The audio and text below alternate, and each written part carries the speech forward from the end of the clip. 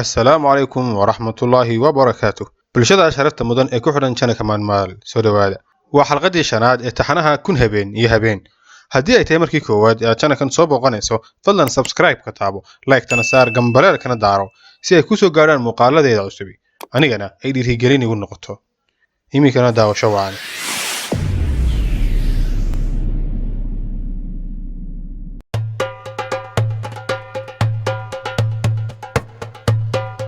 habeenkii afraad markii dib la isugu yimi ayay Shahrazad sheekadii dib u sii bilowday iyadoo tiri markaas ayuu jinigii inta uu qiiq iska dhigay sanduuqii ku uruuray markuu wada galay ayuu odagiina kor kaga xidhay isagoo shaambadiina ku qabtay kolkaas oo odagii jinigii ku yiri ifriidow dhimasho noocee ah ay doonaysaa badda ayaan mar labaad kugu tuurayaa ifriidkii markuu hadalka maqlay ogaadeenay inuu sanduuqii mar kale lagu xidhay ayuu yiri walaalo waan ku baryahay badda haygu celin odagii ayaa yiri imise ayaan amba ku tuugay oo aad iga diiday waliba anigoo meeshan aad ku jirto kumanaan sano ka soo saaray ayaad abaalkayga ka dhigtay inaad disho ifriidkii oo ooyay ayaa yiri iga fur walaalo waan ku wanaajin doonaa wax rabtana waan kuu sameeyaa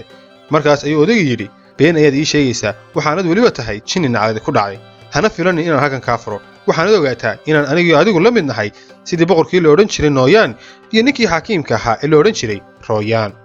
ifriidkii ayaa yiri oo maxay ahaayeen boqor Yoonaan iyo xakiim Rooyaan waxayna ahayd qisadoodu markaas ayuu odagii yiri ma waxaad rabtaa inaad ogaato sheekadii boqor Yoonaan iyo xakiim Rooyaan ifriidkii oo madaxa ruuxaya ayaa yiri ahey bal ii sheeg muxuu ahaa xaalkood odagii kalluumaysatada ahaa wuxuu hadalka ku bilaabay waxaad ogaataa ifriidihow inuu waa hore oo muddo aad u fog laga joogo uu jiray boqor u talin jiray magaalooyin ka mid ah dhulka Faris iyo dhulka Roomaanka waxaana la dhihi jiray boqor Yoonaan wuxuu ahaa boqor hanti iyo ciidan aad u xoog badan bale waxaana jirkiisa ku yaalay oo uu lahaa baraskaas oo ay daaweyn waayeen dhammaan dhakhaatiirtii isku dayday inay daaweeyaan waxna way ka tari waayeen dawooyinkii iyo dhammaan wax walba oo la siiyey boqorkuna waxa uu dhibsaday oo uu qaati bilaahi ka taagnaa cudurkan baraska ah ee ku dhacay iyada oo xaalku sidaas yahay ayaa waxa magaaladii soo galay nin xikmad badan aadna u daaweyna oo la oran jiray xakiim Rooyaan odagaasi waxa uu aqoon u lahaa kutubtii Giriiga Fariska Roomaanka Carabiga iyo Saryaaniyada sidoo kale xakiim Rooyaan wuxuu yaqaanay cilmiga caafimaadka kan xidigaha iyo sida looga faa'iideystaba waxa kale oo uu yaqaanay sida dadka loogu daweeyo daaweynta dabiiciga ah ee dhirta isagoo oo sidoo kalena ahaa faylasuf sidaas darteed ayaa loo yiri xakiim Rooyaan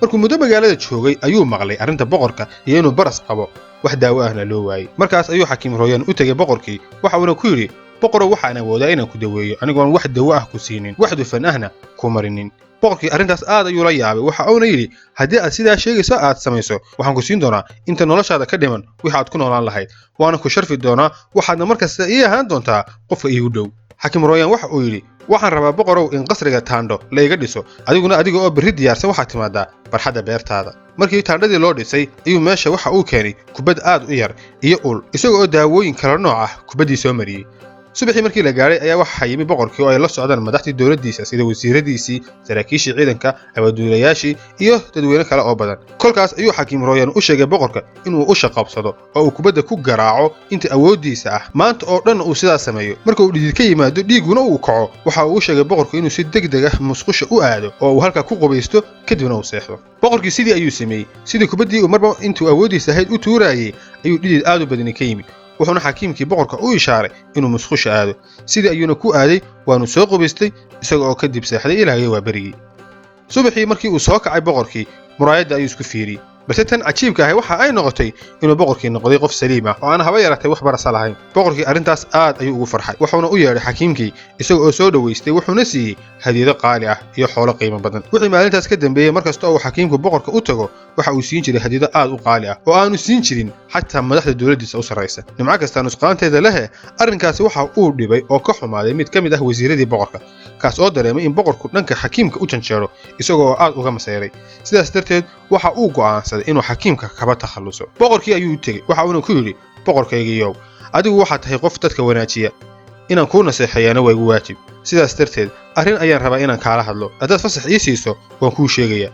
markaas ayuu boqorkii oo hadalkiisa dhibsanaya yiri waa maxay nasteexadan aad wadaa wasiirkii waxa uu yiri boqorow dadkii hore waxay ku mahmaahi jireen qofka waxa taagan aan garani waxa soo socda ma garto waxaan dareemayaa inuu boqorku cadawgiisa wanaajinayo soona dhaweysanayo halkii ay ka ahayd inuu ka takhaluso aniguna waan ku cabsanayaa markaas ayuu boqorkii isagoo aad u xanaaqay yiri waa kuma qofka cadawga ii ah ayaan soo dhaweystay aan wanaajiyay wasiirkii waxa uu yiri boqorkaygiyow hurdada ka kac anigu waxaan ka hadlayaa xakiim rooyaan markaas ayuu boqorka yidhi miyaad waalatay xakiimkan waa ninkii ii daweeyey wuxuuna ii qabtay waxay dadka dhan ay ii qaban kari waayeen waana kuu jeedaa oo waad ka masaysan tahay iimaan yeelo oo odagaa miskiinka ah faraha ka qaad mise waxa aad rabtaa inaan dilo xakiimka kadibna aan ka shalleeyo siduu u shalleeyey boqor sindiyaad markuu iska dilay shimbirtiisii markaas ayuu wasiirka yidhi oo sidee ku dhacday sheekadaas boqorow markay sheekadu halkaas maraysay ayay shahrazaad dareentay in subaxii la gaadhay wayna aamustay iyada oo joojisay hadalkii u bannaanaa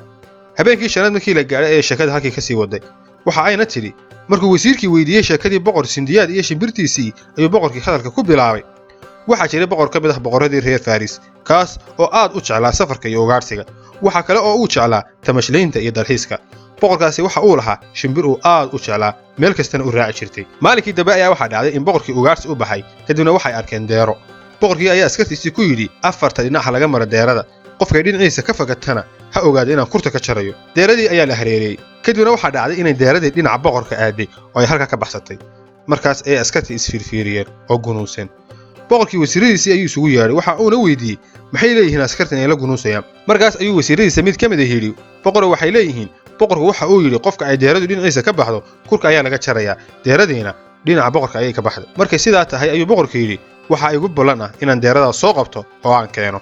kadibna isagii faraskiisa iyo shimbirtiisiiba way baxeen boqorkii waxa uu socdaba waxa uu arkay deeradii waxa uuna ku sii daayay shimbirtiisii taas oo iyaduna indhaha kaga dhigtay deeradii si uu boqorku u qabto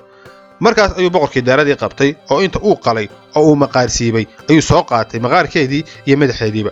wakhtigu waxa uu ahaa mid aad u kulul cabbaar markay socdeen ayay oon dareemeen oo harraadeen markaas ayuu boqorku hareeraha fiiriyey wuxuuna arkay geed ay biyo ka hoos burqanayaan boqorkii weysadiisii inta uu la soo baxay ayuu biyihii ku shubtay wuxuuna damca inuu cabbo hase yeeshee waxaa ku soo booday shimbirkii oo ka daadiyey markaas ayuu boqorkii is yidhi isaga ayaa aad u oomane balsii biyihii ayuu mar kale ku soo shubay weysadii oo uu shimbirkii hoos dhigay balse shimbirkii mar kale ayuu biyihii daadiyey boqorkii oo yaaban ayaa mar saddexaad soo shubay oo faraskii siiyey balse waxaa mar kale daadiyey shimbirkii markaas ayuu boqorkii aad u xanaaqay oo shimbirkii ku yidhi wallaahi haddaad mar kale biyaha daadiso seefta ayaan kugu dilayaa waxuuna weysadii ku soo shubay biyihii isagoo cabis leh haddana mar afaraad ayuu shimbirkii biyihii daadiyey markaas ayuu boqorkii xanaaqay oo intuu shimbirkiisii seeftii ku dhuftay oo dhulka ku dhacay balse boqorkii waxa uu arkay shimbirkii oo madaxa wax uga ishaaraaya isaga oo naftu ay ka sii baxayso sida inuu leeyahay oo kale geedka korkiisa fiiri markaas ayuu boqorkii geedka korkiisa fiiri mise waxaaba saaran abeeso aad u qaro weyn waxaan shubmayaana biyo may ahayne sunteedii ayay ahaayeen markaas ayuu boqorkii aad uga shalleeyey iskana ooyey shimbirkiina halkii ayuu ku dhintay markaa wasiiruma waxa aad rabtaa inaan noqdo sidii boqorkaas oo aan dilo ninkii ii daweeyey hadhowna aan ka shalleeyo kolkaas ayuu wasiirkii yidhi boqorkaygayow aniga hadal kasta oo aan ku dhaho inuu sax yahay gadaal ayaad ka ogaan doontaa haddii aad hadalkayga iga yeesho waxaa laga yaabaa inaad badbaaddo balse haddaad taladeeda iga diiddo oo aanad ka takhallusin xakiim rooyaan waxaad u halaagsami doontaa sidii uu halaagsami gaadhay ina boqorkii ugaarsiga jeclaa boqor yoonaan ayaa yidhi oo maxay ahayd sheekadayna boqorkaasi markaas ayuu wasiirkii hadalkiisa ku bilaabay boqorow waxa waa hore jirtay boqortooyo boqorka ka taliyaana waxa uu dhalay wiil aad ugaarsiga u jeclaa maalinkii dambe ayuu ugaarsi u baxay kadibna wuu lumay oo waddo kale ayuu qaaday isagoo jidka keligii maraaya ayuu arkay gabadh dhalinyaro ah oo jidka keligeed fadhida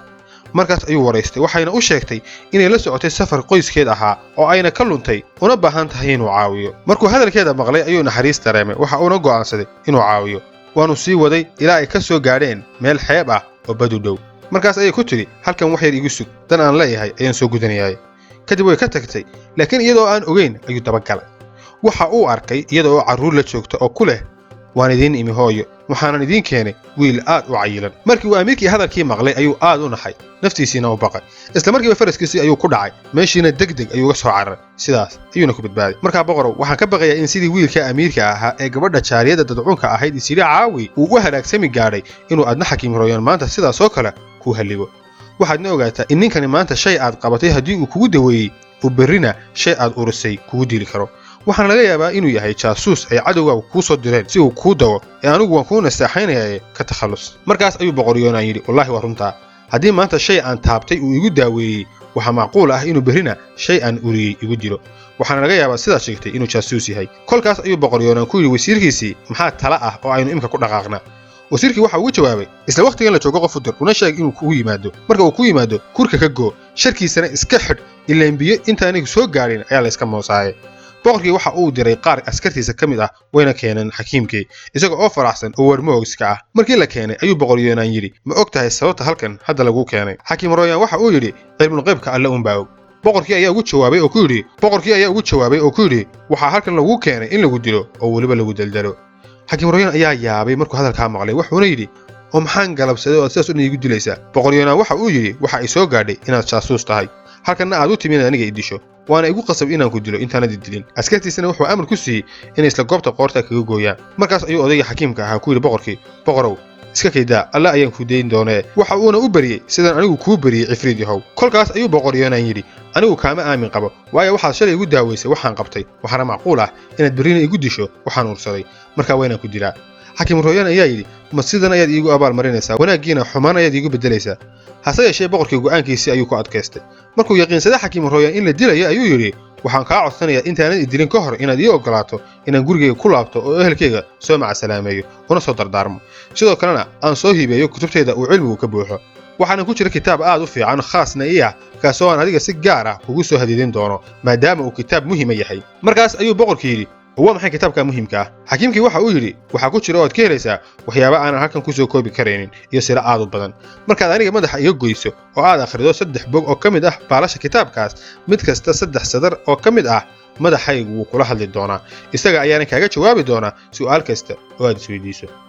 boqor Yoonaan ayaa aad u yaabay uuna rumaysan waayay hadalka xakiim Royaan isaga oo ku yiri haddaan madaxa ka gooyo miyuu awood u sii yeelanaya inuu ila sii hadlo madaxaagu markaas ayuu xakiimkii yiri ha boqorow waa arin cajiib ah soo maahan kadib ayaa xakiimkii loo waday si uu reerkiisii u soo sagootiyo maalintii ku xigtay oo ahayd maalintii la dili lahaa xakiimkii ayaa isaga oo la wada la keenay waxaana yimi dhammaan madaxdii dawladdiisa oo intooda badan ay ka xumaayeen in ninka boqorka abaalka u galay la dilo xakiimkii wuxuu soo hordhigay boqorkii kitaabkii waxa uuna dalbaday in loo keeno baaquli ama saxan weyn markaas ayuu boqorkii u dhiibay kitaabkii waxa uuna ku yiri marka aad madaxa iga goyso ku rid weelkan su'aasha aad doontana wuu kaaga jawaabaya madaxu kolkaas ayuu boqor Yoonaan soo qabtay kitaabkii wuuna kala furay laakiin warqadihiisii aad ay isugu dhaganaayeen sidaas darteed ayuu gacantiisa candhuuftiisa mariyay isagoo oo ku kala bixinaya warqadihii isku dhaganaayay kitaabka markuu marayay ilaa 6 bog oo kitaabkii ka mid ah oo dhammaantood ay ahaayeen waraaqo maran ayuu boqorkii dareemay inuu tabardareeyay